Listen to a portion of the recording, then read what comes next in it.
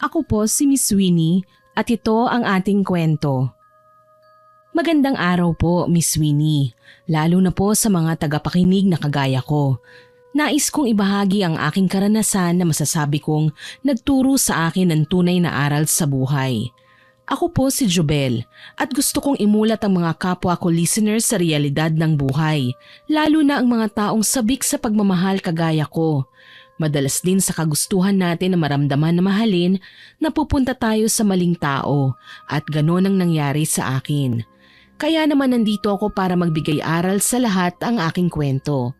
Hindi lahat ay para sa atin at kapag pinilit natin, makakagawa lang tayo ng pagkakasala na akala natin ay sandalan. Inaamin ko pong gumawa ako ng kasalanan sa kapwa ko at sa Diyos na lumikha. Pero natuto po ako at bumalikwas. Nahanap ko na po ang tamang landas. At ang kwentong ibabahagi ko ay kung paano ko po binarang ang lalaking minahal ko para lang makaganti. Opo, mali ako.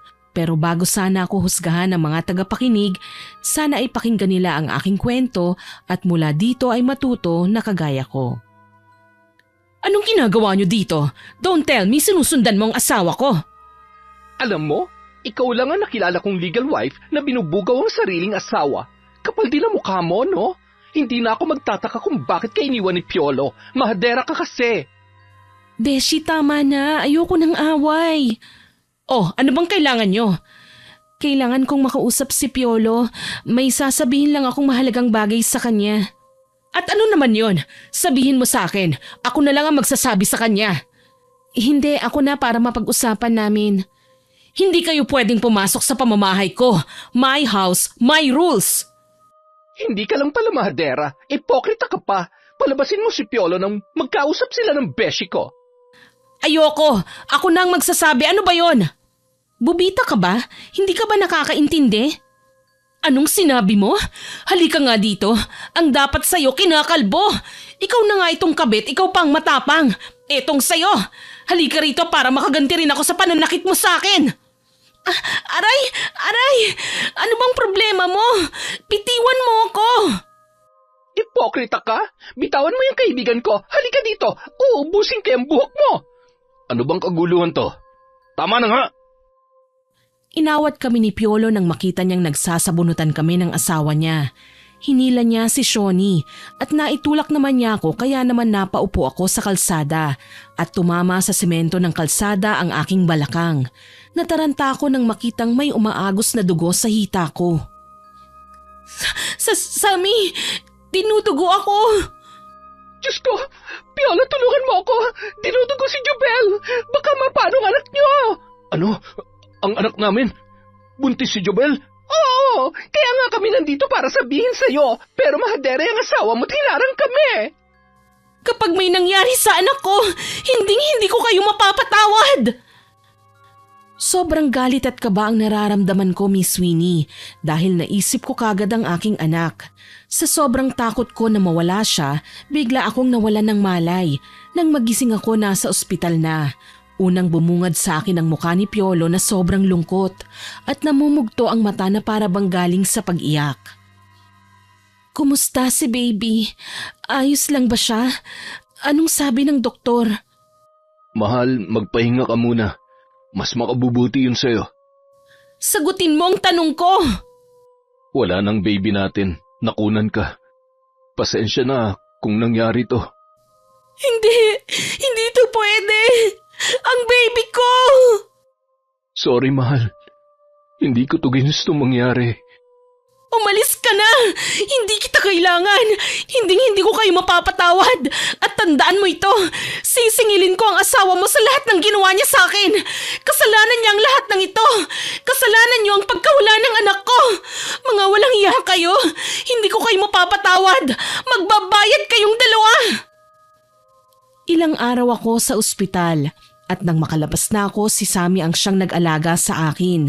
Dahil sa galit sa dalawa, buo ang loob at isip ko na gawin ang bagay na alam kong mali. Gustong-gusto kong maghigante dahil sa pagkawala ng aking anak. Sammy, di ba sabi mo noon, babarangin mo si Piolo kapag sinaktan ako? Oo, bakit mo naman natanong? Marunong ka ba? Kasi mambabarang ang lolo mo, hindi ba? Pwede mo ba akong turuan? Oo, Beshi, marunong ako. Pero may kapalit yon. Hindi basta-basta. Bakit mo biglang naisip ang bagay na yan? Nakita mo naman kung ano ang mga nangyari, hindi ba? Nawalan ako ng anak dahil sa kanila.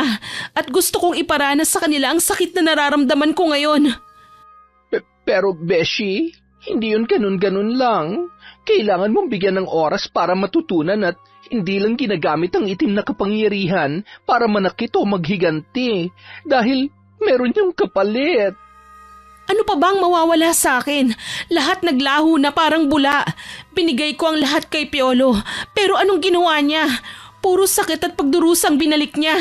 Lalo na ang kanyang asawa. Wala siyang kasing sama. Ibabalik ko sa kanyang poot ng isang inang nawalan ng anak. Pag-isipan mo muna maigi, Beshi. Baka nadadala ka lang ng mga pangyayari kaya nasasabi mo ang mga bagay na yan. Desidido na ako, Sammy. No, magpagaling ka at akong gaganti para sa'yo. Gagawin mo yun? Oo naman, sabi ko nga diba, babarangin ko kung sino man ang mananakit sa'yo. Salamat, Beshi. Huwag kang mag-alala, tutulungan kita. Sasamahan kita sa pagbibigay ng sumpa sa babaeng yon. Sure, no problem, Beshi. Mas maganda yon nang makita mo kung paano ko sila pahirapan gamit ang itim na mahika. Matapos sabihin ni Sammy ang mga katagang yun ay hindi na siya kumibo pa. Tahimik lamang siyang nakatingin sa akin na para bang hindi pa rin makapaniwala sa desisyon ko. Aaminin ko po, Miss Sweeney, sobrang bigat ng nararamdaman ko ng mga oras na yon. Napuno ang puso ko ng hinanakit at galit dahil sa ginawa nila. Alam kong mali ang ginawa ko sa paningin ng iba dahil naging kabit ako, pero hindi ko po alam na may asawa si Piolo nang makilala ko siya. Binata ang pagpapakilala niya sa akin. Nagsama kaming dalawa dahil balak na naming bumuo ng pamilya. Pero nalaman ng asawa niya. Doon ko lang nalaman na pamilyadong tao pala siya kaya pinagtabuyan ko siya sa kanila pabalik. Ang gusto ko lang noon ay ipaalam kay Piolo na magkakaanak na kami. Pero kinuha nila sa akin ang anak ko. Ilang araw ang lumipas at ang pasya kong barangin sila ay hindi nagbago. Beshi, manood ka lang ha? Pero wag mong gagayahin ang mga gagawin ko. Oo naman. Sige na, simulan mo na. Hindi na ako makakapaghintay na makitang naghihirap ang babaeng yon. Okay, Beshi. Umupo ka lang dyan. Mag-uumpisa na ako. Sige, anong una mong gagawin? Kailangan ko magdasal at tawagin ang mga alaga ko. Kahit anong mangyari, huwag kang matatakot. Huwag kang lalabas sa silid na ito kahit ano pang makita at maramdaman mo. Naiintindihan mo? Oo, naiintindihan ko. Nagsimula na si Samantha sa pagriritual. Nagtatayuan ang mga balahibo ko dahil sa takot. Sa pagbanggit pa lang niya sa mga orasyon ay parang hihiwalay na ang kaluluwa ko sa katawan. Gumaan ang ulo ko na parang walang laman. Bumigat na rin ang aura sa buong silid kung saan kami nagsasagawa ng pagriritual. Bumibigat ang dibdib ko. Parang paliit ng paliit ang espasyo sa kwartong ito. Oo, nararamdaman ko rin. Ganyan talagang pakiramdam, Beshi. Parang may nagbabago sa paligid. Napupunta kasi tayo sa gitna ng dilim at liwanag. Ang hangin ay mas lalong lumalamig. Ramdam ko na ang kakaibang enerhiya. Unti-unti nang dinidinig ang orasyong binitawan ko. Bes, anong nangyayari? Parang may mga presensya akong nararamdaman na hindi ko maipaliwanag. Parang may mga kasama tayo rito. Huwag ka matakot, Beshi. Ganyan talaga dahil tinawag ko ang mga espiritu magsasakatuparan sa ating kahilingan. Nandito na rin ang mga alaga kong insekto. Makikita mo kung gaano kalakas ang barang na gagawin ko sa babaeng yon. Ang dilim! Beshi, normal pa ba ito? Madilim na nga ang kwartong ito pero parang mas nilalamon pa ng dilim. Huwag ka mag-alala, normal lang yan. Kailangan nating ipakita ang ating intensyon. Narito ang mga kandilang itim na gumagabay sa atin. Hanggat may sindi ang mga ito, walang masamang mangyayari. Paano kung mamatay ang sindi ng mga kandila? Hindi, Beshi. Hindi basta-basta namamatay ang apoy ng kandila kahit malakas ang hangin. Ito ang simbolo ng kapangyarihan ng ritual. Tumahimik ka muna, Beshi, ha? Kailangan natin magdasal para makuha ang atensyon ng mga espiritong nandito. Sige, Beshi. Sasabay ako sa'yo para mas maging effective ang sumpang ilalagay mo kay Shawnee.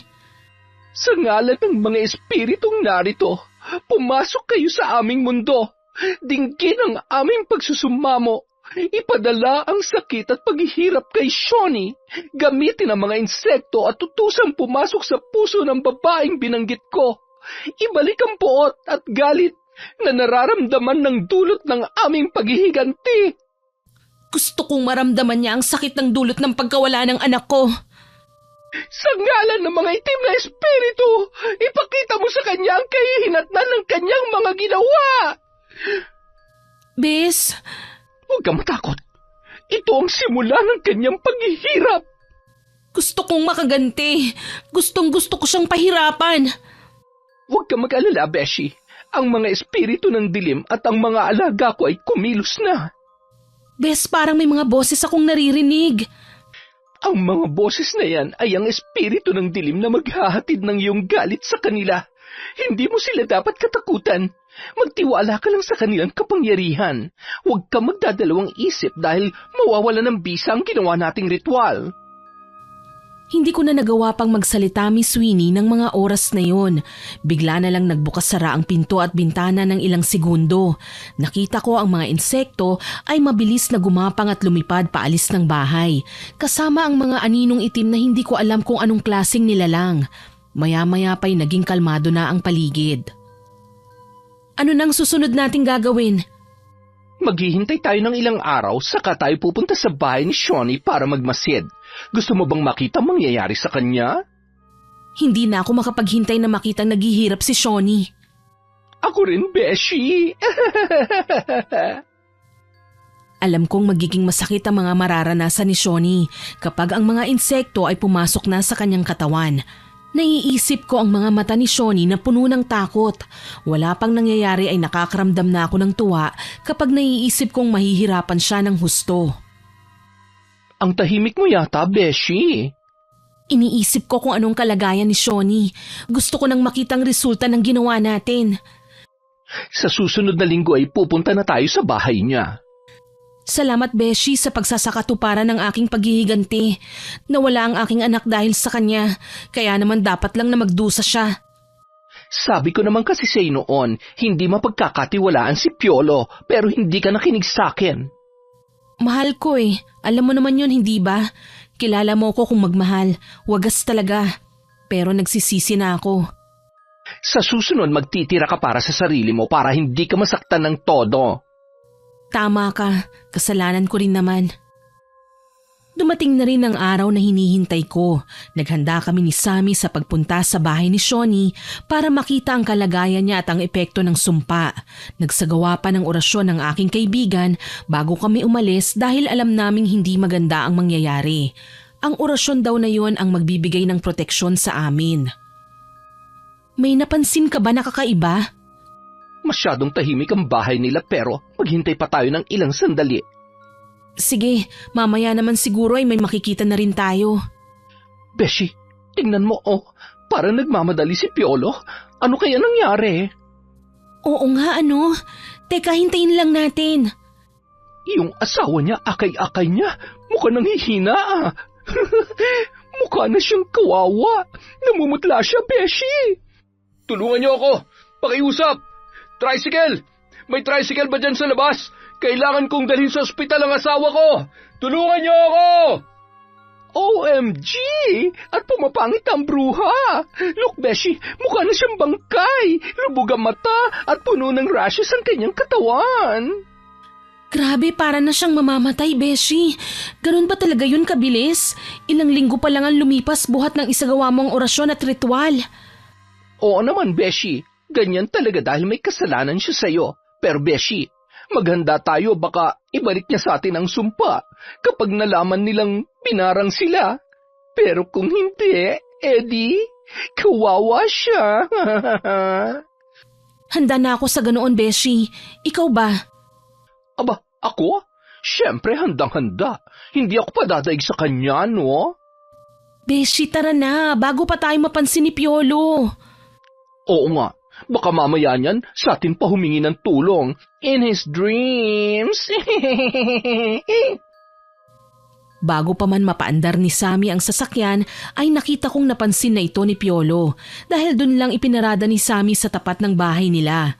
Pero hindi na ako nakaramdam ng takot. Mas natuwa pa ako at gusto ko nang magkaroon ng ideya sa mga nangyayari sa kanila. Patay, Beshi! Anong gagawin natin? Humarang na sa harapan ng sasakyan ng bruha. Bigla siyang nagkaroon ng lakas na harapin tayo, ah. Mukhang balak basagin ng bruhang salamin ng kotse mo. Nako, sasagasaan ko talaga siya. Hoy, lumabas kayo dyan! Babasagin ko itong salamin kapag hindi kayo lumabas! Tama na yan. Huwag kang mag-iskandalo. Pabayaan mo na sila. Naku, kaloka. Ihampas na niya ang tungkod niya sa salamin. Gaga talaga? Wag! Teka nga, bubusinahan kita ng malakas. O, diba? Nagulat ang bruha? Kaloka, ang mahal ng kotse ko tapos babasagin lang ng bruhang yon? Harapin na natin sila. Sigurado ka? Oo, bakit tayo matatakot sa kanila? Wala naman silang alam sa ginawa natin sa kanila eh. Sa bagay, tama ka nga. Sige, labasin natin ang mga ungas na yan. Anong ginagawa niyo dito? Ano pa ba? Malamang tinitignan nila kung ano ang kalagayan ko. Kayo siguro ang may gawa nito sa akin. Ang alin ba? Ano bang tinutukoy mo, Bruhilda? Bakit kayo nangaharang? Napadaan lang naman ang kotse ko dito. Sakop na ba ninyo ang kalsada? Bruha ka? Nagkasakit na ako mula nang nanggulo kayo rito sa amin. Hoy babae, huwag kang mapagbintang. Nagkakasakit ka kasi hindi ka nabibigyan ng sustansya ng asawa mo. Anong ipinapakain sa'yo niyan? Batugan yan eh. Correct. Buwisit ka talagang kabit ka? Hoy, bakit mo hinampas ng tungkod ang kaibigan ko? Kakalbuhin kitang walang hiya ka. Naku, nahimatay yung friend ko. Ikaw haliparot, kapag nagka-damage ang beautiful body ng beshi ko, pagbabayaran mo ng mahal. Kagaya ng ano, babarangin niyo ko? Kukulamin? Ginawa niyo na nga eh. Masyado kang palabintang. Beshi, gising. Ang sakit ng likod ko. Ano bang nangyari? Ano pa ba? Di na hostage tayo ng bruha. Ano? Teka Beshi, ano nang gagawin natin? Nasaan na ba tayo? Nandito sa bahay niya. Walang yakang kabit ka? Ikaw ang may gawa ng lahat ng ito sa akin. Kulang pang ginawa ko sa'yo kumpara sa dinaranas kong sakit ngayon. Aray! Makabintang ka, wagas! May pruweba ka ba?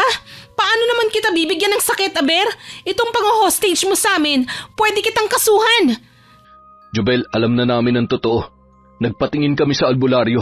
Pakiusap, itigil mo ng pagpapahirap kay Shoni. Hindi namin kayo dinala dito sa bahay para sa gulo. Kakausapin lang namin kayo na itigil na to. Tama na. Pakiusap. Ay, marunong makiusap ang lalaking walang paninindigan. Ibang case. Mga nahihibang na kayo. Hindi ako ang gumagawa niyan sa'yo. Oo nga. Tsaka, pakawalan nyo nga kami dito. Manahimik ka nga munang bakla ka. Papanatang kita dyan eh. Pwede ba? Tumigil kayo sa pambibintang dahil wala akong ginagawa. Ikaw lang ang nagawan ko ng masama, kaya alam kong ikaw ang gumagawa nito sa akin. Halika dito, papatayin kitang babae ka! Talaga? Sa sobrang sama ng ugali mo, anong malay ko kung may kaaway ka na pala? Gahaman ka sa pera, hindi ba? Tsaka si Piolo, galit rin yan sa'yo kasi pinatay mo ang anak namin. Bakit ako lang ang pinagbibintangan mo? Hindi ko magagawa ang bagay na yun, Jubel. Malinis ang konsensya ko. Malinis? Pinatay niyo ang anak ko at niloko niyo ako. Kaya baka karma na ang naniningil sa kasalanang nagawa ninyo. Hawakan mo siya, Piolo. Papatayin ko ang babaeng yan. Mali kayo ng kinalaban. Kahit mahina ang katawan ni Shoni dahil sa sakit, ay bigla siyang nagkaroon ng lakas dahil sa galit. Napatayo siya mula sa kinauupoang sofa at sinugod ako. Pinagsasampal ako at sinabunutan. Umawat naman si Piolo pero hindi niya magawang pigilan ng asawa niya. Sa sobrang galit ni Sammy ng oras na yun, nag-usal siya ng orasyon. Maya-maya ay nanlaki ang mga mata ni Shoni at Piolo nang makita ang sandamakmak na ipis na gumagapang sa sahig, papalapit na sa kanila. Walang yakang bakla ka? Umalis kayo mga ipis! Kadiri! Buhay pa ako! Huwag niyo akong kainin! Piolo, alisin mo ang ipis! Ayoko sa kanila! Patayin mo ang mga yan! Jubel, pigilan mo si Sammy. Binabalot na kayo ng galit. Masama ang ginagawa nyo. Sinabi ko na sa inyo, hindi nyo kilalang kinakalaban nyo. Sige mga alaga ko, atakihin nyo sila at pahirapan. Tama na! Alis! Ano ba? Buwisit na mga ipis to! Ayaw akong tantanan! Ano ba? Ang dami nila. Kahit anong iwas natin sa kanila, pilit silang lumalapit. Huwag kang pumasok sa tenga ko. Aray! Nagngangat-ngat pa mga buwisit na ipis na to. Wala kang kasing sama, Jobel! Kayo ng kaibigan mo! Sana makonsensya kayo! Sige mga insektong alaga ko, atakihin nyo ang dalawa na yan. Paano ba yan? Aalis na kami. Good luck sa inyong dalawa. Enjoy na lang kayo kasama mga ipis na yan, ha? Hindi kasi kayo naglilinis ng bahay eh. Tara na, Beshi. Ang baho dito. Ang daming basura. Bagay na bagay na tirhan ng dalawang yun. Bago kami tuluyang umalis, tinignan ko ang dalawa at nakita ko kung gaano sila katakot sa nangyayari. Pagkapasok sa kotse, agad kaming nakahinga ng maluwag at natawa pa ng sabay dahil sa itsura ng dalawa. Nakita mo ba kung gaano sila katakot kanina? Grabe, hindi ako makapaniwala. Oo nga, pero Beshi, nakita ko yung tingin mo kanina kay Paolo, ha? Huwag mong sabihing mahal mo pa rin siya. May awa pa akong nakikita sa mga mata mo nang tingnan mo siya. Hindi ako magsisinungaling, Beshi. Normal naman yon, hindi ba? Matagal rin kaming nagsama. Sa bagay. O siya, uwi na tayo. Color kayo ng fest natin. Beshi, nga pala matanong ko lang, bakit si Shawnee lang ang nilagyan mo ng barang? Di ba dapat silang dalawa? Nakita mo naman kung anong itsura ni Piolo kanina, di ba? Hirap na hirap siya at takot na takot dahil sa kalagayan ni Shawnee. Sinadya kong hindi siya lagyan ng sumpa para siya maghihirap sa pag-aalaga sa asawa niya. Kung ganon, gusto mong ipakita kay Piolo kung anong kasalanan niyang nagawa sa akin? Tumpak! Sisiguruhin ko na maghihirap sila. Lahat ng kasama nila babalik sa kanila at sisiguruhin ko na luluhod sila sa harapan mo, Beshi. Gulat na gulat ako sa sinabi ni Sammy. Hindi ko akalain na gagawin niya ang bagay na yon. Alam ko kung gaano siya kagalit kay Piolo, pero matalino ang aking kaibigan. Sa totoo lang, Miss Winnie, gustong gusto ko talaga na patayin si Shawnee, pero hindi ko magawa dahil kahit papano may takot pa rin ako sa Diyos. Ilang linggo ang lumipas, sinabi ni Sammy na may kakaiba raw siyang nararamdaman. Nawawala raw ang bisa ng barang na ginawa namin kay Shawnee.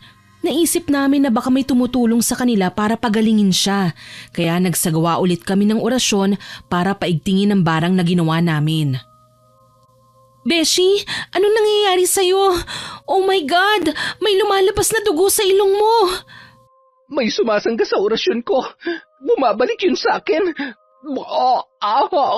Labanan mo, kinukontra nilang sumpa mo. Hindi ako padadaig sa kanila. Akala ba nila matatalo ko ng ganun-ganun na lang? Hindi! Humawak ka sa akin, Beshi. Tutulungan kitang magdasal. Lalabanan natin kung sino man ang kumukontra sa'yo. Beshi? Ano nangyayari? Parang nawawala ako sa wisyo. Beshi, gumising ka. Labanan mo. Nawala ng malay si Samantha ng oras na yon, pero pilit ko siyang niyuyugyog para gisingin. Nang dumilat siya, bigla na lang niya akong sinakal. Nanlilisik ang mata niya habang nakatingin sa akin. Bigla ring nagbago ang boses niya. Lalaking boses na ang ginagamit niya. Kilala na kita. Bakit mo ito ginagawa kay Shawnee? Tigilan mo na ito kung ayaw mong mamatay. Beshi, labanan mo siya. Lalaban ka pa? Paparusahan kita ng matindi. Hindi kami padadaig sa'yo. Nasa na ba ang libro na binabasa niya? Oh, ito, humanda ka o orasyonan kita. Ano nangyari, Beshi? Nawalan ba ako ng malay? Oo, pinasok nila ang katawan mo. Nangyari na ang kinatatakutan ko. Mukhang lumapit nga sila sa albularyo. Mabuti na lang nagawa mo silang labanan. Binasa ko ang nakasulat sa libro. Yung orasyon na binabasa mo, yun ang ginamit ko kaya naitaboy ko siya. Mabuti naman. Salamat, Beshi. Mga walang hiya sila. Akala ba nila ganun lang ako kabilis matalo? Dahil sa kanilang ginawa, mas lalo ko silang pahihirapan. Beshi, wag muna ngayon. Magpahinga ka muna dahil baka matalo ka nila. Nagamit mo na ng husto ang lakas mo. Kung isasagawa mo ngayon ng ritual, baka mapahamak ka. Tama ka. Hayaan natin silang isipin na huminto na tayo sa pananakit sa kanila.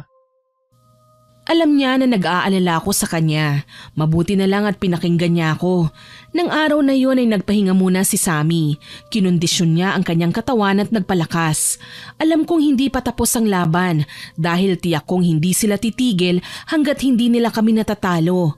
Makalipas ang ilang araw, bumalik na rin ang sigla ni Sammy. Nagpasya siya na muling magpatuloy sa kanyang ginagawa habang ako naman ay pumunta ako sa bahay ni Shawnee. Nakita ko siyang pinahihirapan pa rin ng barang ni Sammy. Matapos kong masiguro na naroon pa ang sumpa sa kanya, umuwi na ako ng bahay. Anong nangyari, Beshi? Saan ka galing? Bakit hindi mo ako sinama? Nagpunta ako sa bahay ni Shawnee. Mukhang nakita pa nga ako ng ipokritang babaeng yun eh. Oh, ano nangyari? Sinaktan ka ba niya? Anong sinabi niya sa'yo? Wala naman, umalis din kagad ako. Buti naman, wala ba siyang ginawa sa'yo? O kaya yung piyolo na yon? Wala talaga, Beshi. Hinang-hina na si Shawnee at kahit gustuhin man niya akong habulin, hindi niya magawa dahil sa kalagayan niya. Buti nakaalis ka. Delikadong ginawa mo, baka mapahamak ka. Kaya ko namang ipagtanggol ang sarili ko eh. Tsaka buti nga nakaalis kagad ako. Nakita ko kasi na may kasama siya eh.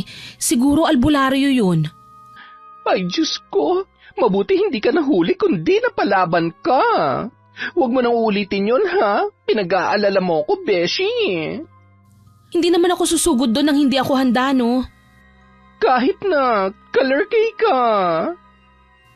Nasa kwarto ko para sana umidlip nang marinig kong may kausap si Sammy sa labas at nagpapataasan na sila ng boses. Lumabas ako ng kwarto para mas mapakinggan sila at doon ko nakilala ang boses ni Piolo. Ang kapal naman ng fest mo na pumunta dito sa kaibigan ko. Agaw buhay na si Shawnee. Gusto ko lang makausap ang kaibigan mo. At bakit naman? Anong kinalaman ng beshi ko sa pag-aagaw buhay ng asawa mo? Alam kong siya nagpapabarang kay Shawnee. Sammy, aaminin ko malaking kasalanan namin sa kaibigan mo. Pero kailangan bang humantong sa ganito? Wow! Sa'yo pa talaga nang galing? Bakit nung makunan ako sinabi mo ba yan sa asawa mo? Nang dahil sa inyong dalawa, nawala ang anak ko! Anak natin. Hindi lang ikaw nasaktan, Jobel. Talaga? Kung hindi niyo ako niloko at pinatay ang anak ko, hindi tayo aabot sa ganito. Pero huwag kang mag-alala. Hawak ni Shawnee ang kapalaran niya. Dalawa lang ang kahahantungan niya. Kamatayan o habang buhay na paghihirap. Siya magdedesisyon ng kanyang tadhana. Anong ibig mong sabihin? Sapat na mga sinabi ni Beshi. Kung mahina ang brain mo, good luck sa'yo. Teka lang, Jobel, sagutin mo ang tanong ko. Hindi na ako nagsalita pa. Agad na pumasok ako sa loob ng bahay. Samantala, si Sammy naman ay isinara na ang pinto. Tumingin ako kay Sammy at kaagad ko siyang kinausap. Beshi, akala ko ba hindi mo papatayin si Shawnee? Nag-aagaw buhay na raw eh. Hindi ka pa ba titigil? Hindi naman siya mamamatay, Beshi. Pakiramdam niya lang yon. Dala lamang ng aking sumpa kaya naiisip niyang bagay na yon. Kinukonsensya ko siya. At aagawin kong lahat para siya mismong lumuhod sa paanan mo at magmakaawa. Beshi, ingat ka ha. Huwag mo nga hayaang mapahamak ka ng dahil sa akin. Alam kong ginagawa ko, Beshi. Napabuntong hininga na lamang ako sa sinabi ni Sammy. Matapos ang araw na yon, hindi na siya nagritual dahil alam niyang maaaring ikamatay ni Shawnee. Pero ilang araw pa lang ang nakakalipas, nakaramdam ako ng kakaiba sa aking sarili. Halos gabi-gabi ay binabangungot ako. Dahil sa bahay ni Samantha ako nakikitira, naririnig niyang nagsasalita ako ng tulog at minsan naman ay umuungol kaya kaagad niya akong ginigising. Ayoko! Hindi! Tama na! Beshi, gising. Binabangungot ka. Beshi, nakita ko si Shawnee. Galit na galit siya. Gusto niyang gumanti. Ibabalik niya raw ang ginawa ko sa kanya. Beshi, nightmare lang yon. Malabo mangyari ang sinasabi mo. Hindi kaya inuusig na ako ng aking konsensya? Gusto mo bang itigil ko ng ginagawa ko? Nakita ko rin si Piolo nung nakaraan. Sobra siyang nagmamakaawa. Pero syempre, hindi ako padadala sa paawa effect niya. Paano kung patibong lang yun? Tapos may masama pala silang balak. Yun rin ang iniisip ko, Beshi. Hayaan mo na lang. Kung gusto talaga nilang humingi ng tawad, sila mismo ang pupunta rito. Tama ka. Bahala sila dyan. Nasa kanila ng desisyon, wala sa atin. So don't blame yourself. Natahimik po ako, Miss Winnie, sa mga sinabi ni Sammy. Pakiramdam ko nakukonsensya na ako sa mga pinaggagawa namin kay Shawnee. Naisip ko na baka sapat na rin ang mga pagpapahirap na ipinaparanas ni Sammy sa kanya. Naisip ko noon na sana lang ay natuto na sila sa kanilang pagkakamali. Pero may parte pa rin sa puso ko na nag-aalinlangan. Hanggang isang araw, habang naghahanda kami ni Sammy ng pagkain sa tanghalian, bigla na lang may nag-doorbell. Ako na, Beshi. Mag-ayos ka lang dyan. Sige, Beshi. Beshi, nandito sina Shawnee at Piolo. Papasukin ko ba? Ano? Kaya ko na ba, Beshi? Hindi kami manggugulo. Nandito kami para humingi sa iyo ng kapatawaran sa lahat ng nagawa naming kasalanan sa iyo. Pagod na ako, Jobel. Ayoko na ng gulo. Gusto ko nang lumagay sa tahimik na buhay. At halos gabi-gabi inuusig ako ng aking konsensya sa lahat ng nagawa ko sa iyong kasalanan. Pero hindi ka namin pipilitin. Kung hindi ka pa handa, ayos lang. Hihintayin namin ang panahon na mapatawad mo kami. Taos-puso akong humihingi ng pasensya sa iyo, Jobel. Walang lumabas na kahit konting salita mula sa bibig ko, Miss Winnie. Lalo na nang lumuhod si Shawnee sa paanan ko. Hindi ko inaasahan na gagawin niya ang bagay na yon. Kaya naman wala talaga akong masabi. Nangingilid na ang luha ko ng mga oras na yon, pero pilit kong pinipigilan. Ayokong ipakita sa kanila na mahina ako. Beshi, paalisin ko na ba sila? Mukhang hindi ka pa handa. Hayaan mo na siya, Sammy. Alam kong kailangan pa niya ng sapat na oras para makapag-isip. Hindi ko pinipilit na patawarin mo kagad ako, Jobel. Alam ko na malaki ang kasalanang nagawa ko sa'yo. Sa totoo lang hiyang-hiya ako sa'yo eh. Nagmataas pa ako noon, pero sabi ng albularyo, mabait ka at handang magpatawad basta totoo ang aking paghingi ng pasensya. Sana naman totoo ang mga sinasabi mo, Shawnee. Hindi ko kailangan magsinungaling pa sa kaibigan mo. Ganito na ang kalagayan ko. Nag-aagaw buhay na, magmamataas pa ba ako? Totoo ang paghingi ko ng pasensya. Bigyan muna natin ng sapat na panahon si Jobel para makapag-isip. Salamat sa pakikinig, Sammy. Ikaw nang bahala. Sige, sana natuto na kayo sa kasalanan nyo at hindi na kayo umulit. Makakaasa kayo at handa akong patunayan na nagsisisi na ako matapos ang huling beses na nagkita tayo at inatake kami ng mga insekto. Naramdaman ko ang galit mo at ng panahon na naghihirap ako dahil sa sakit na hindi ko maipaliwanag. Sumagi sa isip ko ang lahat ng nagawa kong kamalian at alam kong dapat humingi ako ng tawad sa mga taong nagawan ko ng kasamaan at isa ka na ron, Jobel. Sana dumating ang panahon na mapatawad mo na ako. Salamat sa pagmumulat sa amin mula sa aming kamalian. Aalis na kami. Matapos sabihin ni Piolo ang mga salitang yon ay umalis na sila. Napayuko na lang ako at napaiyak dahil sobrang bigat ang aking nararamdaman. Sige lang, Beshi. Iyak mo lang yan. Nandito lamang ako para sa'yo. Bakit ganito, Beshi? Bakit nasasaktan ako? Bakit nakukonsensya ako sa mga nagawa natin? Beshi, tao ka lang. Normal na maramdaman mo ang mga bagay na yan. Magdasal ka lang. Alam kong hindi ka pababayaan ng Diyos. Gusto ko lang naman bumuo ng sariling pamilya. Maranasan na mahalin ng buo at alagaan. Bakit parang ayaw ibigay sa akin? Masama ba ako? Hindi ko ba deserve na maging malaya? Beshi, napunta ka lang sa maling tao. Patawarin mo muna ang sarili mo bago ka makakapagpatawad ng iba. Sa ngayon, umiwas ka na lang muna sa love life. Mag-focus ka muna sa sarili mo. Mahalin mo muna ang sarili mo bago ang iba. Yan ang kulang sa'yo. Darating din ang tamang tao na para sa'yo na Diyos mismo naglaan. Salamat, Beshi. Tama ka. Uunahin ko muna ang sarili ko. Niyakap ko si Sammy at pinahid ko ang aking luha. Sa puntong yon, gumaan ang pakiramdam ko. Nailabas ko ang lahat ng sakit na dinaramdam ko.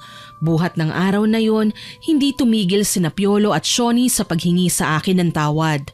Kaya naman sa pagdaan ng panahon, natutunan kong patawarin ang sarili ko at maging sila ay pinatawad ko.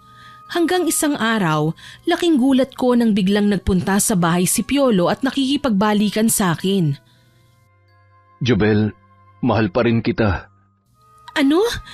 Pero paano si Shoni? Kasal kayo at makapagmulan na naman ito ng gulo. Tanggap na ni Shoni na tapos na ang lahat sa amin. Natakot na rin siya sa ginawa niyo sa kanya. Nag-away kami dahil inamin ko sa kanyang ikaw ang mahal ko, na ikaw ang gusto kong makasama at hindi siya. Ilang beses akong humingi ng tawad sa kanya at hiningi ang kalayaan ko, hanggang sa pumayag na rin siya. Ikaw talaga ang mahal ko, Jobel. Hindi ko lang siya maiwan noon dahil sa awa, pero alam kong mali ang pakisamahan pa ang isang tao nang dahil lamang sa awa. Hep, hep, hep! Beshi, ano? Makikipagbalikan ka na ba talaga? Papauto ka na naman dito?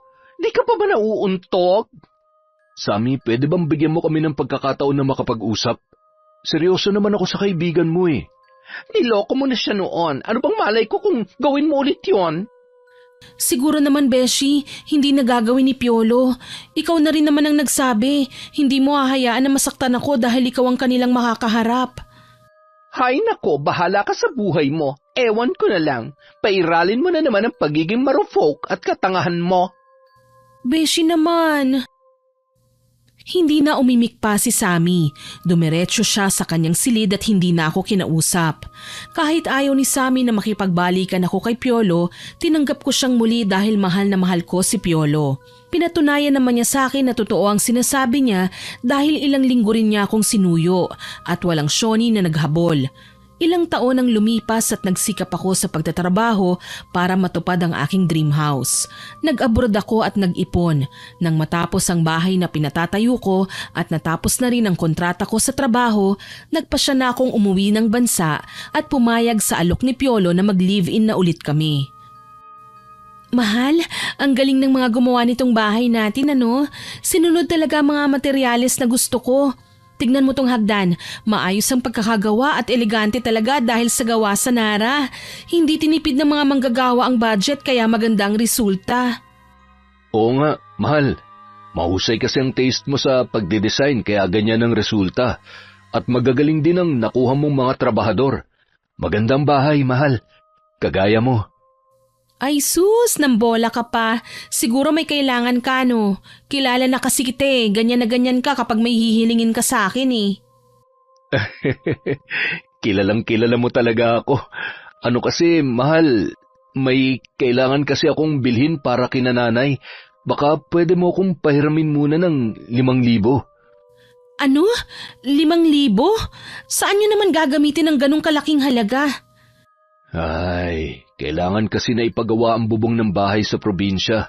Alam mo naman na bagyuhin sa amin, di ba? Kung meron ka lang, di naman kita pinipilit.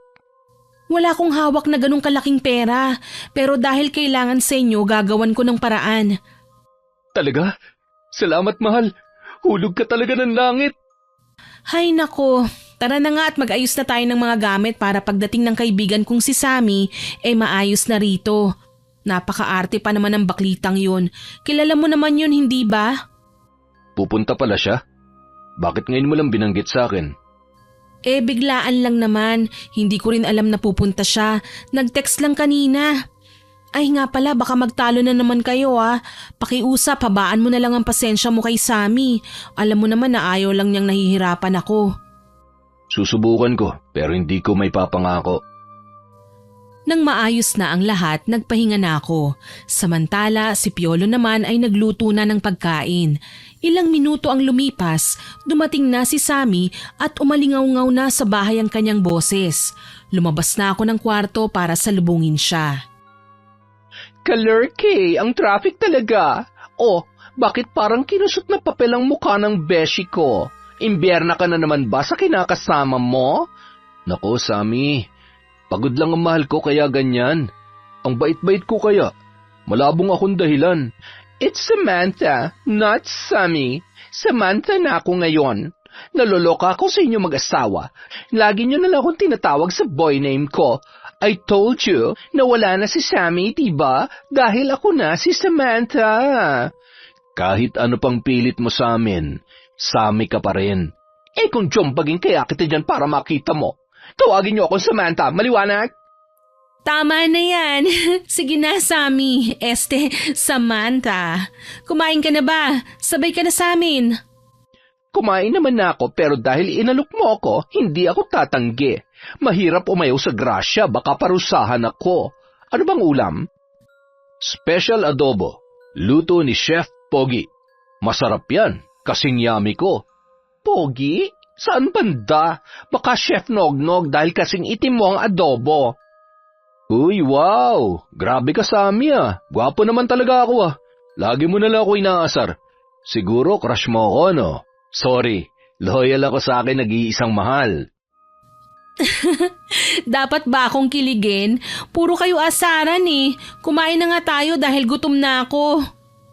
Yak! Napaka-PDA nyo. Nakakasuka kayong dalawa. Kadiri! Sus, bitter ka lang. Wala ka kasing boyfriend kaya ka ganyan. Hindi ko kailangan ng sakit sa ulo kagaya mo at baka mapanot pa ako sa konsumisyon. Tama na yan, kumain na tayo. Masamang pinaghihintay ang pagkain. Maya-maya pa'y habang kumakain kami, bigla na lamang tumunog ang cellphone ni Piolo na nakapatong sa lamesa. Nakita ko sa screen na tumatawag ang kanyang ina. Kaagad siyang nag-excuse at sinagot ang tawag. Pag alis ni Piolo, kaagad namang nagsalita si Sammy. Alam mo, Beshi ko, minsan naiisip ko, ano ba nakita mo dyan kay Piolo? Wala naman trabaho at di rin kagwapuhan. At higit sa lahat, palaging umuutang sa'yo tapos anong bayad? Halik lang? Daig mo pa ako? Sa ating dalawa mas nagmukha ka pang bakla. Maganda ka naman. Bakit kasi nakipagbalikan ka pa? Ay, alam mo naman ang past ko, di ba? Never kong naramdaman ang pagmamahal ng isang magulang. So, ang ibig mong sabihin yung love na hinahanap mo na kay Piolo? Beshi naman, kung ay minumulat mo yung mata mo, mas maraming deserving. Love lang naman ang ambag sa'yo ng kinakasama mo eh. Hindi naman, tumutulong naman sa akin si Piolo at inaalagaan ako. Hay nako, ewan ko sa'yo. Kalerkay ka, hindi kita maintindihan. Hindi mo talaga ako mauunawaan kasi nga hindi ka pa nagkakaroon ng kasintahan at hindi mo naranasan ang mga pinagdaanan ko. Ang sabihin mo, bulag ka sa katotohanan. Hindi mo nakikitang tunay na kulay ng kinakasama mo. Kung bakit kasi palagi ka nagpapauto dyan eh. Ako amoy na amoy ko ang lansa niya. Ikaw talaga, puro kakalokohan. Napailing na lamang ako, Miss Winnie, dahil sa mga sinabi ng kaibigan ko. Sa totoo lang, buhat ng magkabalikan kami ni Piolo, hindi na siya gusto ng kaibigan ko. Palagi sa aking ipinamumukha ni Sammy na wala akong makukuha sa kinakasama ko, puro sakit lamang daw ng ulo at gastos. Pero para sa akin naman mahalaga si Piolo. Siya lang kasi ang nakakaunawa sa akin bukod kay Sammy. Simula pagkabata, hindi ko naramdaman na mahalin bilang ako. Palagi akong pinagagalitan ng aking magulang noon. Sinasabi nila madalas na wala akong utak at mabilis akong mauto. Kaya naman nang makilala ko si Piolo at naramdaman ko ang pagmamahal, hindi ko na siya pinakawalan pa. Mukhang seryosong pinag-uusapan niyo ah. Sobrang seryoso. Tinatanong ko tong aking beshi kung kailan mababagok para iwang ka na. Beshi, ang harsh mo na kay Piolo. Oo, kaibigan kita pero huwag ka naman magsalita ng ganyan sa kanya. Aba, masanay na siya. Kilala niyo naman ako. Harap-harapan ako kung magsalita at hindi ako plastic. Hayaan mo na, mahal. Sanay na ako dyan kay Sammy. Halos araw-araw yata pinamumukha niya sa akin na hindi niya ako gusto para sa'yo. Buti alam mo, ayaw talaga kita. Pangit ka na, tamad pa. Nakakasakit ka na ng damdamin ha. Kapag nakahanap ako ng trabaho, sasampaling kita ng pera. Good luck sa'yo. Ewan ko na lang kung magkatotoo yan. Kahit sa panaginip, malabong mangyari ang sinasabi mo. Tumigil na nga kayong dalawa. Kumakain tayo, nagtatalo kayo. Malas yan. Bago pa mapunta sa ibang usapan ng pagtatalo nila, ay inawat ko na po sila. Kita ko rin sa mukha ni Piolo na naiinis siya sa mga sinasabi ni Sammy. Pagkatapos kumain ay kaagad na nilikpit ni Piolo ang aming pinagkainan. Pero bigla na naman silang nagtalo ni Sammy dahil lang sa maliit na bagay. Ako na nga sabi maghuhugas. Mamaya isipin mo batugan ako kagaya mo. Kanina ka pa ha. Hinahayaan lang kita kanina pero sinasagad mo ko. Pabida ka kasi. Tumawag kanina ang mama mo, panigurado may hihingin ka na naman dito sa kaibigan ko. Oo naman, labas ka na dun. Kaibigan ka lang, kinakasama ako. Aba, hambog ka? Mas nauna ako sa buhay ni Beshi bago ka pa dumating. Bakit ba nakikialam ka? Kaibigan ka lang, tandaan mo yan. Dahil concerned ako sa Beshi ko, ginagawa mo na siyang gatasan eh. Ano ka, nakahanap ng instant money maker? Hoy Sammy, hindi perang habol ko sa kaibigan mo ha. At mahal ko siya hindi dahil sa mga bagay na naibibigay niya sa akin. Talaga ba? Sa tingin ko kasi, taliwas sa mga lumalabas dyan sa bibig mo kesa sa kinikilos mo. Alam mo, masyado kang mayabang. Porket wala akong maibigay, ginaganyan mo ako. Kaya hindi na ako magtataka kung bakit walang lalaki nagkakagusto sa'yo dahil ang sama ng ugali mo. Hindi masama ang ugali ko. Depende sa taong pinapakita kong ugali. Isa pa, kaya ko mabuhay na walang lalaki sa buhay ko dahil sakit lang sa ulo na kagaya mo. Ang sabihin mo, bakla ka kasi kaya walang pumapatol sa'yo. Kahit may pera ka, walang papatol sa'yo dahil ang sama ng ugali mo. Salot ka pa sa lipunan. Anong sabi mo? Ako salot? Baka ikaw. Peste ka sa buhay ng beshi ko. Batugan na, ang pangit pa. Walang mararating sa buhay ang isang kagaya mo. Sobra ka na. Tama na nga sabi. Kanina pa kayo nagbabangayan para kayong mga aso't pusa. Ito kasing kaibigan mong si Sammy na may personal na. Hindi porket nananahimik ako at hinahayaan ko siya, aabuso na. Ikaw kasi mukha kang pera. Ginagawa mong mamasang tong kaibigan ko. Sa aming dalawa nagmukha pa siyang bakla dahil sa'yo. Bakit? Papalitan ko naman yung lahat Kailan pa? Pag pumuti na ang uwak, color K, ang hirap makipagtalo sa isang low class like you. Beshi, sumusobra ka na. Hindi na magandang lumalabas sa bibig mo. Mas mabuti siguro na umuwi ka na lang muna. Tsaka na tayo mag-usap kapag hindi na mainit ang ulo niyong dalawa. Nagsasabi lang ako ng totoo. Tama ka, kauwi na nga lang. Sa susunod na lang ako pupunta rito kapag wala na ang lalaking yan. Tama, umalis ka na, baklita. Talaga, nakaka-imbyerna mukha mo, sunog. Napailing na lang ako sa bangayan ng dalawa. Hindi na umimik pa si Piolo, samantala tuluyan nang umalis si Sammy. Sa totoo lang, Miss Winnie, kahit anong gawin kong pag-aayos sa dalawa ay hindi na talaga sila magkakasundo. Ilang minuto ang lumipas nang makaalis si Sammy ay kinausap naman ako ni Piolo. Mahal, kailan mo kaya maibibigay yung hinihiram ko sa'yo? Ha? Agad-agad ba na kailangan? Hindi ko pa nakakausap si Sammy. Sa kanya sana ako hihiram muna dahil naubos na ang ipon ko sa pagbili nitong dream house natin. Ganun ba? Wala ka pa bang kita dun sa negosyo mo? Bakit kasi di ka na lang bumalik sa pagko-call center? Malaki pa naman ang kita mo dun. Alam mo naman na nagkakaedad na ako. Hindi na ako pwede sa ganun.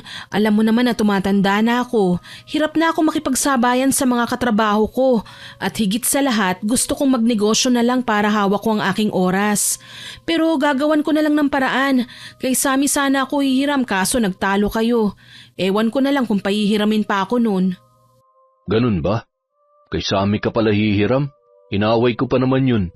Bigla tuloy ako na konsensya sa mga sinabi ko sa kanya. Kaya nga ba't mo pa kasi pinatulan? Nagtimpi ka na lang sana. Baka mamaya hindi ako pahiramin ng baklitang yun, lalo na kapag nalaman niyang ikaw ang gagamit.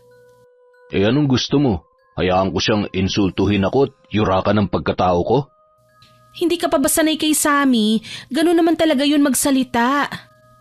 Yan mo na, makakalimutan niya naman yun. Tsaka, suyuin mo na lang. Hindi ka naman nung matitiis Hihingi na lang din ako ng pasensya kapag nagpunta siya dito. Yun, salamat mahal.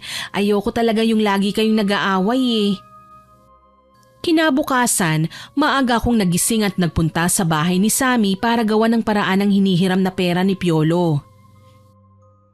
Anong kailangan mo? Alam ko ng ganyang style mo, Beshi.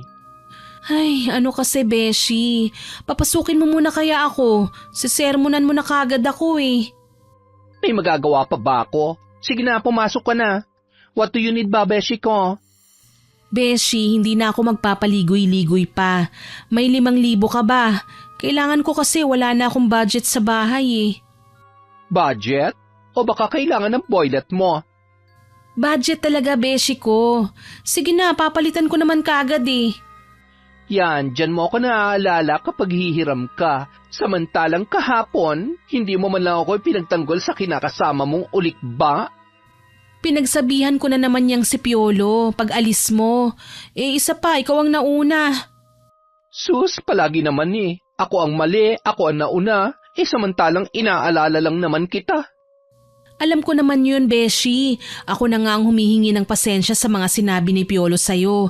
Alam mo naman na pikunin yun eh. Sige na, Beshi, pahiramin mo na ako. Isusoli ko naman kagad sa'yo eh. Ay nako, sige na nga. Matitiis ba kita? Siguraduhin mo lang na hindi yan para kay Piolo. O heto, gamitin mo sa tama, ha? Beshi, 10,000 to, sobra. 5,000 lang hinihiram ko, masyado na itong malaki.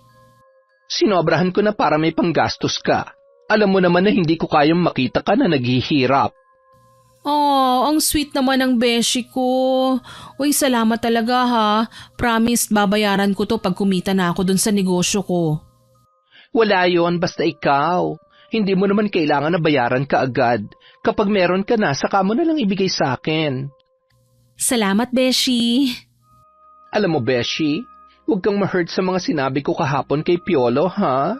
Totoo naman kasi tingnan mo ngayon, siya tong lalaki pero hindi makabigay sa'yo. Paano na lang pala kung wala rin akong maipahiram sa'yo, di gutom kayo. Mag-aral ka na sa work ko, babakeran kita. Ay, tsaka na Beshi, gusto ko na kasing maging full-time housewife eh. Alam mo naman na tumatanda na ako, gusto ko nang magkaroon ng baby. Tsaka gusto ko hawak ko ng aking oras, kaya nga nagnegosyo ko eh. Ayos lang sana na mag full-time housewife ka kung may trabahong kinakasama mo. Wala naman ambag yun sa buhay mo. Pagtatalunan na naman ba natin si Piolo? Buhay ko to Beshi at hindi na ako bata para pagsabihan mo.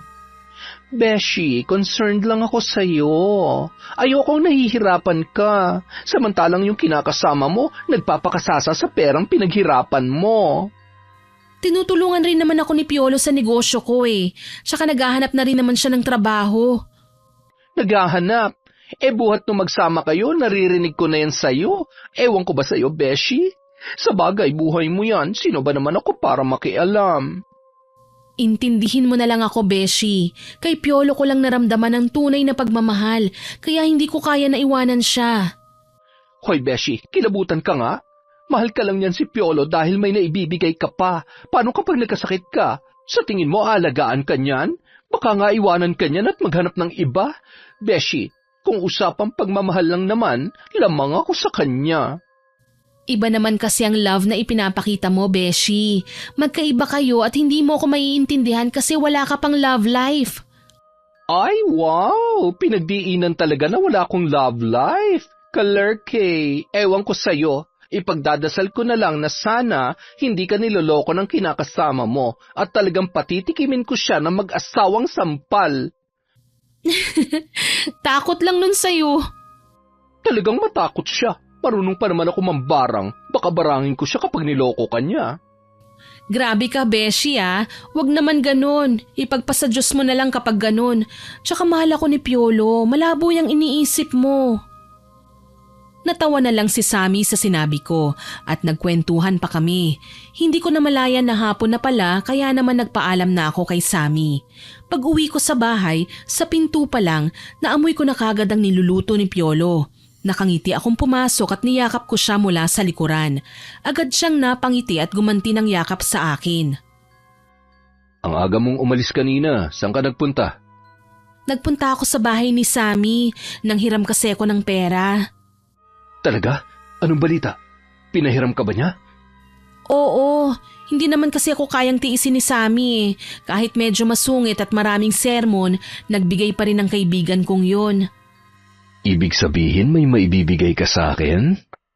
Oo, pero sana siguraduhin mo mahal na para talaga sa mama mo yan ha. Malaking halaga rin kasi ang ibibigay ko sa'yo, hindi yun basta-basta. Bigay? Di ba nga sabi ko sa'yo, ibabalik ko rin naman kapag nakapagtrabaho na ako? Baka mamaya, ano na naman ang sabihin ng kaibigan mong bakla? Hindi naman alam ni Sammy, hindi ko sinabi sa kanya. Alam mo naman nagalit yun sa'yo, kaya nagdahilan na lang ako. Salamat, mahal ha. Balang araw, makakabawi rin ako sa'yo. I love you. Mahal din kita. Sige na, aakyat na muna ako para magpalit ng damit. Nagugutom na ako eh. Natatakam na nga ako sa amoy ng niluluto mo eh. Sige, ihanda ko na rin to. Luto naman eh. Sakto nga ang pagdating mo eh. Matapos ang pag-uusap namin ni Piolo, umakyat ako sa kwarto para magpalit ng damit. Pagbalik ko ay nakahanda na ang pagkain. Kare-kare ang kanyang nilutong ulam at agad niya akong sinandukan. Habang kumakain kami ay bigla na lang sumagi sa isipan ko ang isang bagay kaya naman kaagad kong sinabi kay Piolo. Mahal, samahan kita pag pinadala mo ang pera sa mama mo ah. Oh, ha? Bakit ka naman sasama? Kaya ko naman ah. Wala ka bang tiwala sa akin? Hindi naman sa ganun. Gusto ko lang makita na pinadala mo talaga sa kanila ang pera. Pasensya na kung parang ang awkward para sa'yo.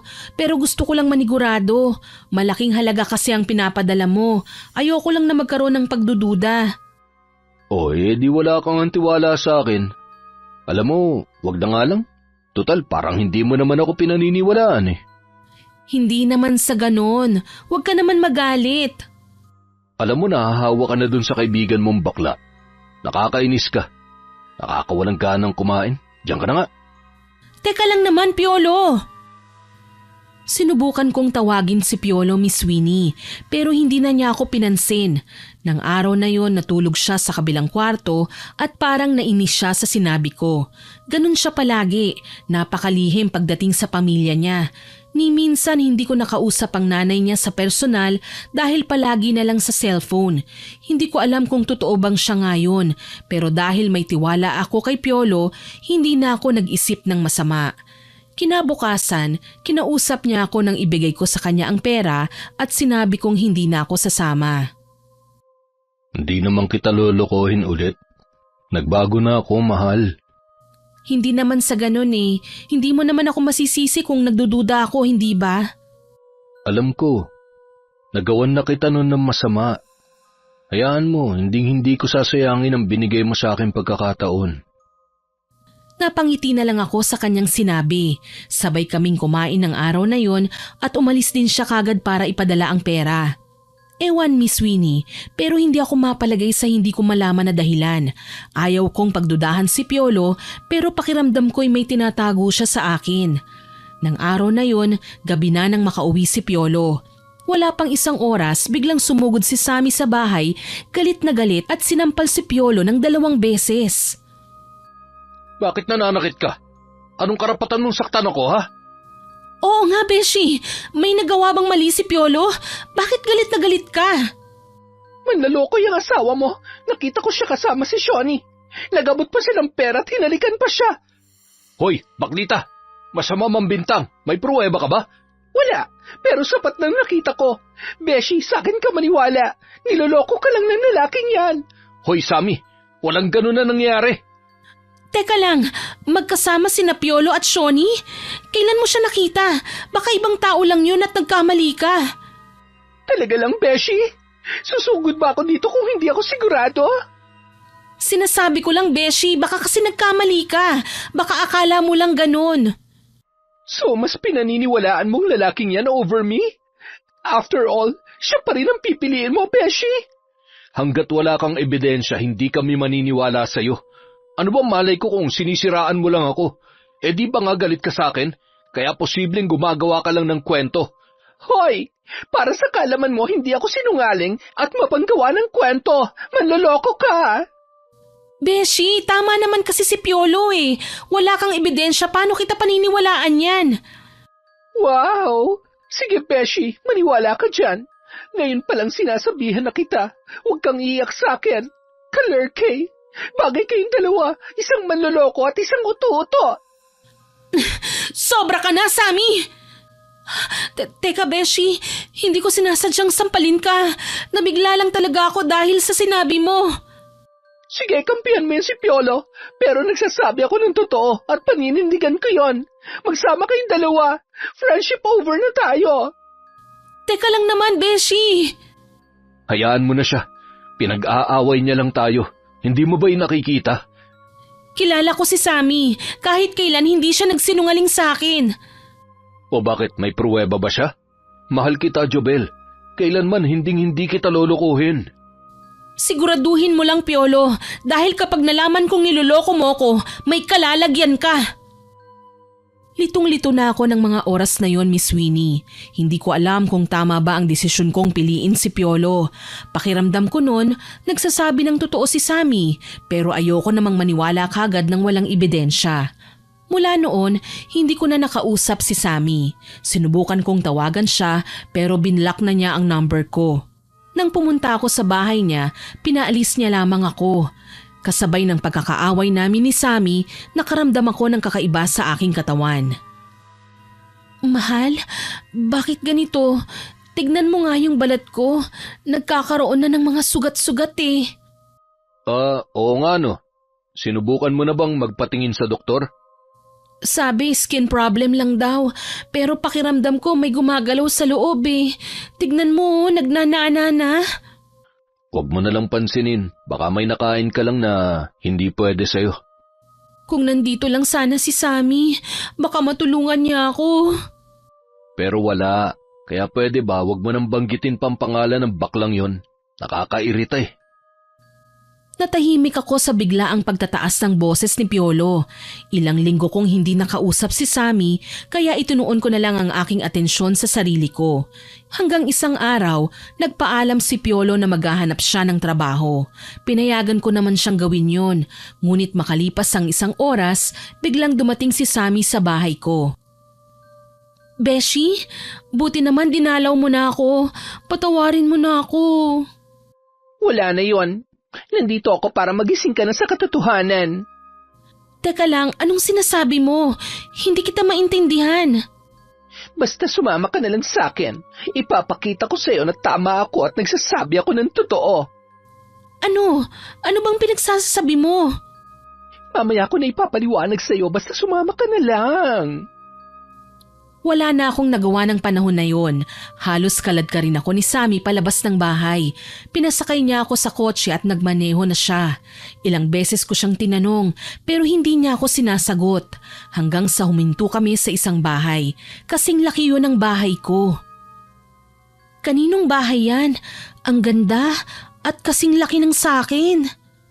Tumingin ka lang dyan, Beshi. Mamaya mamumulat ka sa katotohanan.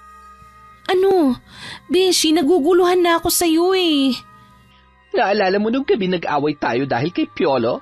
Pagkaalis ko sa bahay nyo, nakita ko ulit si Bruja kasama si Piolo, kaya sinundan ko at dyan ang bahay niya.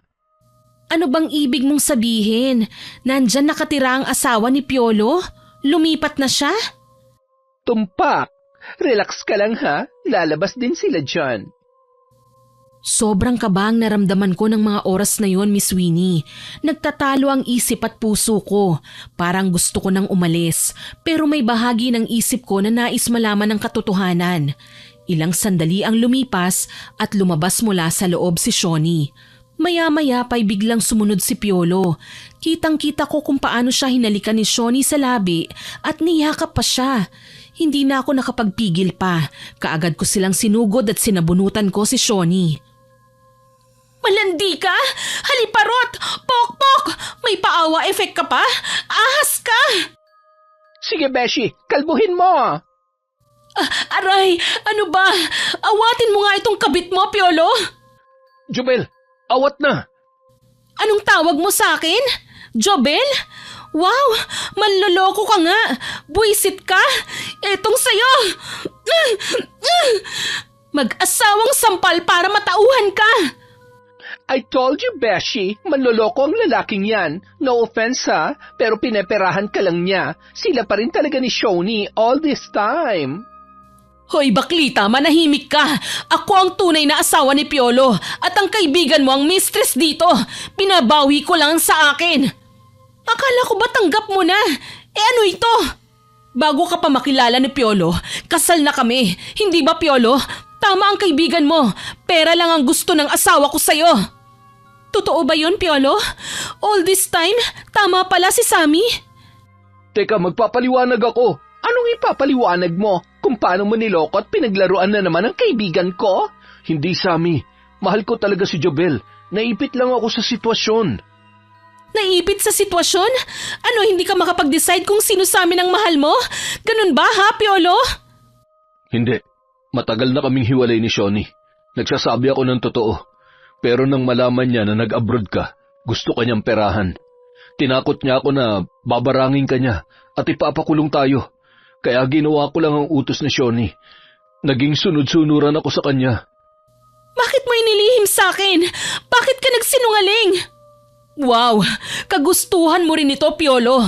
Huwag ka nga magmalinis. Napilitan lang ako para sa kaligtasan ni Jobel.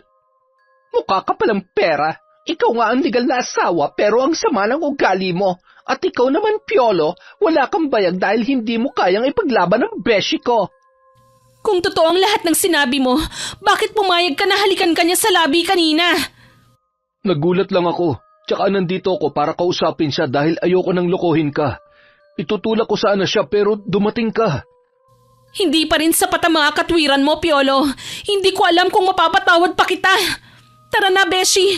Ayoko nang makita pa ang mukha nila. Umalis na kami ni Sammy, Miss Winnie pagkatapos kong sabihin yon.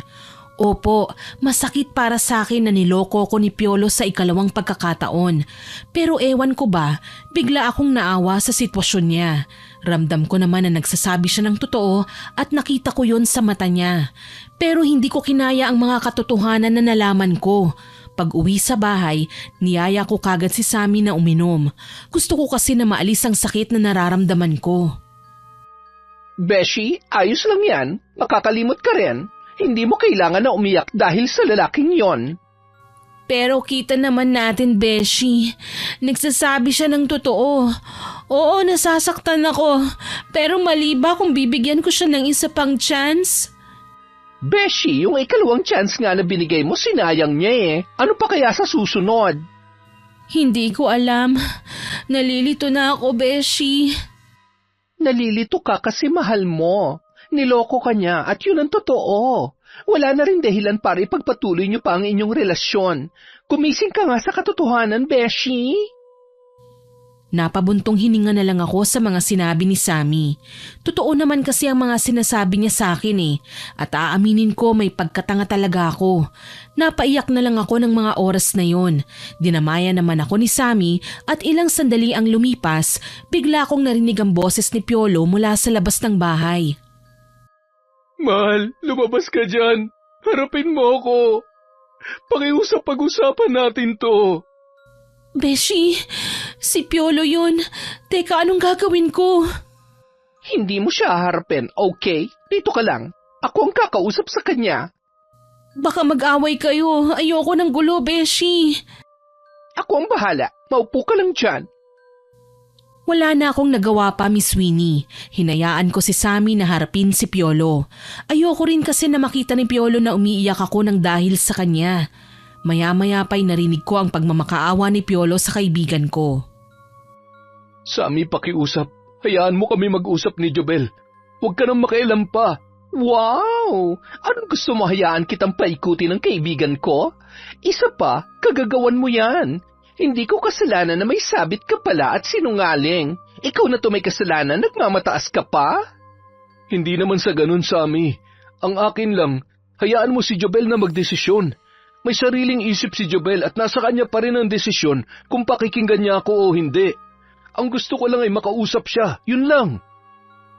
Ilang beses pang sinubukan ni Piolo na kumbinsihin ang kaibigan ko, pero hindi niya magawa. Matigas ang puso ni Sammy at hindi niya pinakikinggan si Piolo. Sa awa ko, hindi ko na natiis pa si Piolo. Nilapitan ko si Sammy at kinausap. Sige na, Beshi, ako nang bahala dito. Ano, Beshi? Ganyan ka ba talaga karupok? Hayaan mo siya manigas dyan sa labas. Kakausapin ko lang at tatapusin ko ng lahat sa amin. Sure ka? Baka naman puro ka lang kuda, kulang sa gawa. Sige na, ako nang bahala dito. Okay, sige. Panindigan mo yung sinabi mo, ha? Tumango lamang ako bilang tugon sa sinabi ni Sammy. Agad kong binalingan si Piolo na nasa labas ng bahay. Nakatayo siya malapit sa isang rosas na tanim ko at nakita kong nilalamok siya. Buti naman lumabas ka na. Umalis ka na, Piolo. Wala ka nang babalikan pa rito. Niloko mo ako at kahit ano pang dahilan mo, sinaktan mo pa rin ako. Wala na tayong dapat pag-usapan pa. Pakiusap, ayusin natin to. Ano, ganun-ganun na lang yun? Hahayaan mo na lang ang lahat ng pinagsamahan natin? Wow, coming from you? Ipapaalala ko lang, ikaw ang nagloko at hindi ako. So choice mo yon, hindi ako. Umalis ka na lang dahil tapos na tayo. Kung nangihinayang ka sa pinagsamahan natin, sana hindi mo yun ginawa. Inisip mo sana kung ano ang mararamdaman ko. Please, bigyan mo pa ako ng isa pang pagkakataon. Pasensya na. Umalis ka na lang. Ayoko na, Piolo. Tapos na tayo. Tumalikod na ako matapos kong sabihin ang mga salitang yon kay Piolo. Niyakap niya pa ako mula sa likuran pero inalis ko ang kamay niya at pumasok na ako sa loob. Isinara ko ang pinto at nakita ko mula sa bintana na umiiyak na umalis si Piolo. Nang tuluyang makaalis si Piolo, napahugulgol na ako. Kahit papaano may pinagsamahan kaming dalawa at minahal ko siya ng sobra. Sige lang, Beshi. Iiyak mo lang yan. Nandito ako para sa'yo. Dadamayan kita. Salamat, Beshi. Ang sakit-sakit. Hindi ko alam kung paano ko haharapin ang bukas. Ilang taon rin kaming nagkarelasyon. Akala ko siya na ang makakasama ko sa buong buhay. Hindi pala. Akala ko hindi na siya maglolo ko. Pero ginawa pa rin niya. Ayos lang yan, Beshi. Normal na masaktan ka. Mahal mo eh. Pero ngayon lang yan. Alam ko na malalampasan mo rin ang lahat. Bakit ba ganito na lang palagi? Kapalit-palit ba ako? Tama bang magulang ko na wala akong utak at utu-uto? Kay Piolo ko lang naranasan ng mahalin bilang ako. Pero lahat ng pinakita niya hindi ko alam kung totoo. Beshi, nandito pa ako. May karamay ka pa at hindi kita iiwan.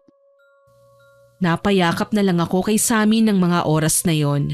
Maya-maya pa'y bigla na lang nanikip ang dibdib ko. Unti-unting dumilim ang paligid hanggang sa nawalan na ako ng malay. Beshi, anong nangyari? Bakit parang hinang-hina ako? Kanina ka pa dito sa bahay ko. Ngayon ko lang napansin ang mga sugat mo. Hindi ito ordinaryong sugat. Mukhang pinaglalaruan ka. Ha? Anong ibig mong sabihin? Kinukulam ka? Hindi. Mukhang binabarang ka. Malamang ang haliparot na babaeng yun na may gawa.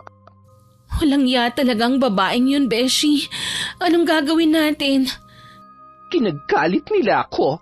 Kaya naman, ipaparamdam ko sa kanilang inis at put ko sa ikalawang pagkakataon. Wala siyang kadala-dala, ha?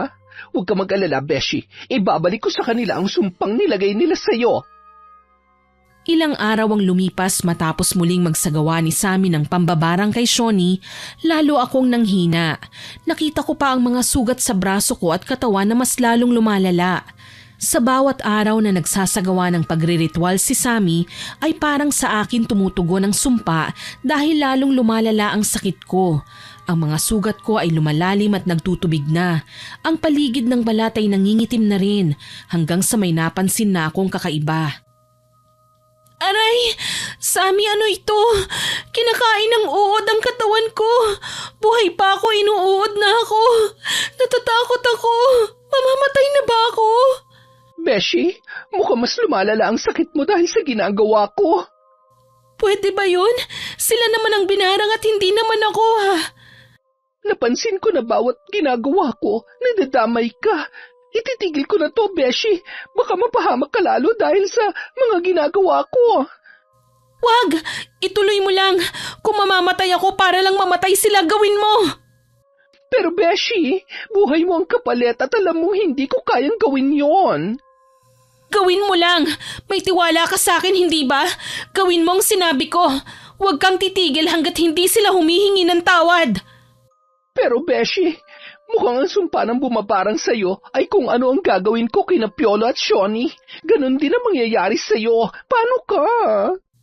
Titiisin ko ang lahat ng ito. Basta huwag kang hihinto. Ituloy mo lang ang naumpisahan mo. Beshi, hindi ko kayang isipin na mawawala ka. Pero kung talagang gusto mo, itutuloy ko ang barang. Pero kailangan mo maging matatag. Oo, Beshi. Gusto kong maramdaman nila ang sakit na dinaranas ko. Gusto kong makaganti. Sige, akong bahala. Habang sinasambit ni Sammy ang orasyon, naramdaman ko ang pag-ikot ng hangin sa paligid. Parang may mga aninong naglalakbay papalapit sa amin at ang mga ilaw sa paligid ay patay-sindi. Ang mga sugat ko ay tila nag-aapoy sa sobrang hapdi at sa bawat salin ng kanyang mga salita, parang may mga insekto na nasa loob ng katawan ko. Ah! Aray! Beshi! Parang may mga insektong kumakagat sa akin! Huwag kang matakot, Beshi. Ito na ang simula ng kanilang paghihirap. Habang patuloy ang ritual ni Sammy, nararamdaman ko ang pag-akyat ng init sa aking katawan. Ang mga sugat ko ay tila nag-aapoy at sa bawat sigaw ni Shoni parang may kasiyahan na bumabalot sa akin. Pero kasabay ng pananakit ng aking mga sugat, bawat ginagawa ni Sammy, mas tumitindi ang sakit na nararamdaman ko hanggang sa bigla akong nawalan ng malay. Beshi, ayos ka lang? Itutuloy ka pa ba? Beshi, bakit hindi kita makita? Hindi ko maimulat ang aking mga mata. Dalian ang sumpang ginawa ko kina Shoni at Piolo. Baka hindi na kayanin ang katawan mo. Sige lang, ituloy mo ang ginagawa mo. Pero Beshi... Wala nang pero-pero, gawin mo ang dapat. Pangako, hindi ako mamamatay. Kung mamamatay man ako, isasama ko sila sa hukay. Ano nangyayari sa'yo, Beshi? Beshi, bakit parang may gumagalaw sa bibig ko? Beshi, maluwala ang sakit mo. Sumusuka ka na ng dugo na may kasama mga insekto. Ako nag-aalala para sa'yo. Magpatuloy ka lang. Nararamdaman ko na malapit nang matapos ang sakripisyo kong ito. Hindi umimik si Sammy. Naramdaman ko na lang ang pagyakap niya sa akin at pagpatak ng luha niya sa aking balikat. Matapos ang ilang linggo, gaya ng inaasahan ko, nagpunta sa bahay sina Shoni at Piolo. Jobel, patawarin mo kami. Ayoko na. Hirap na ako sa lahat ng ginagawa mo sa akin. Anong ginagawa niyo dito? Baka mahawahan niyo kami ng sakit. Umalis kayo dito. Sammy, alam kong kayo ni Jobel ang gumagawa nito sa amin. Pakiusap, tama na. Suko na kami. Pagod na kami lumaban. Alam niyo ba ang sakripisyong ginawa ni Beshi? Naghirap siya ng dahil sa inyo.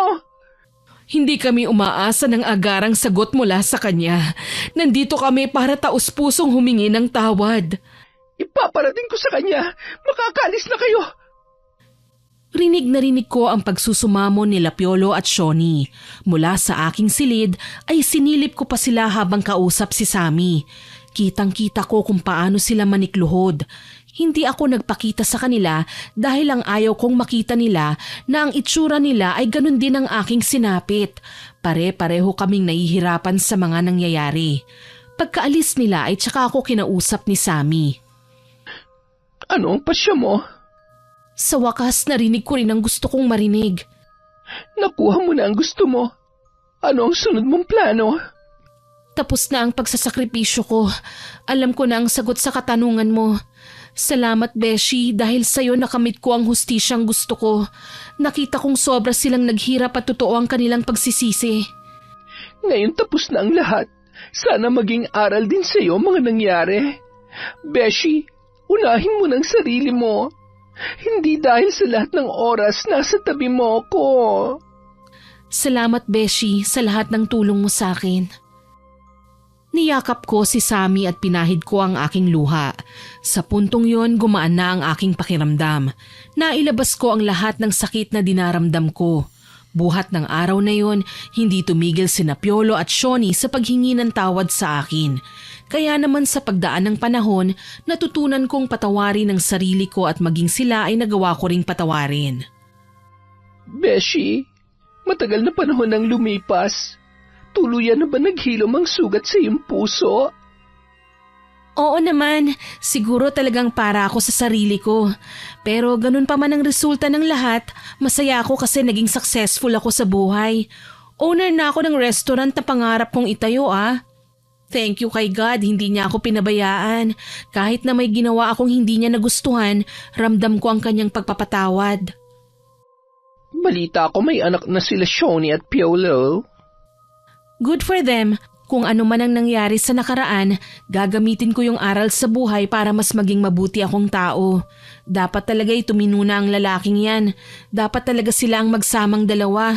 Mga sakit sila sa ulo. Tama. Ngayon na matatag ka na, ano nang balak mo? Balak ko? Magpayaman na lang at panoorin ng beshi ko na may magandang love life. Ay ganon? Sa ating dalawa, ikaw naman talaga ang swerte sa pag-ibig Aba, wala akong masabi sa boyfriend mo Salamat, Beshi. I'm happy for you. Stay strong, Beshi, ha? Masaya rin ako para sa'yo. Naging maayos na ang buhay ko, Miss Winnie. Buhat ng matutunan kong magpatawad. Akala ko ay wala akong swerte sa pag-ibig pero mali pala ako. Natagpuan ko ang lalaking para sa akin sa edad na 45. Nagkaroon ako ng bagong paniniwala na ang pag-ibig ay wala sa edad. Darating at darating din ang para sa atin. Matuto lang tayong maghintay at huwag ipilit ang lahat na hindi naman talaga para sa atin. Hanggang dito na lamang po ang aking kwento, Miss Winnie. Maraming salamat po sa inyong pagbabasa. Naway nagustuhan niyo ang aking ibinahaging kwento. Ako po si Miss Winnie na nagsasabing hanggang sa muli at salamat sa inyong pakikinig.